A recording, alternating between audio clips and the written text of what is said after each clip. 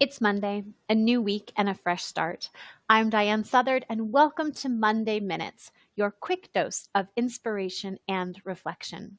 Each week, we'll spend just a few minutes exploring the meaning in everyday situations. Today's topic, the kite and the string. I was chatting with an older woman recently, and we got on the topic of her late husband. She spoke about him with such warmth and clarity, even though he'd been gone for years. When I asked what he was like, she smiled and said, "Oh, he was strong, he was capable, a little reserved." And then with a chuckle, she said, "He was nothing like me." And then, almost to herself, she added, "Yes, I was the kite, and he was my string." That phrase has stayed with me because isn't that what the best love does? It grounds you without holding you down. It gives you enough resistance to rise.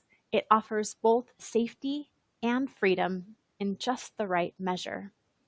But as I've thought more about it, I realized just how hard that balance is to find, especially as a parent. When children are young, the answer feels simple. Safety comes first because they need it. You build a fence around their world and you keep them close. But as they get older, that balance shifts. You're not letting go of the string, but you're definitely giving it more slack. And then come the teenage years, that turbulent in-between time. They think they're ready to fly on their own.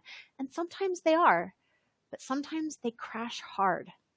And as the parent, you're left just trying to figure out how much freedom is too much, but how much structure is too much.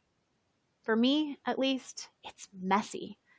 There's no formula, but that image of the kite and the string has helped me remember that the goal is not control and it's not abandonment. It is connection. A string long enough to allow for it, but strong enough to keep them from drifting away entirely. And maybe that's the secret of love at every stage. Learning how to give someone exactly what they need to soar without ever losing touch.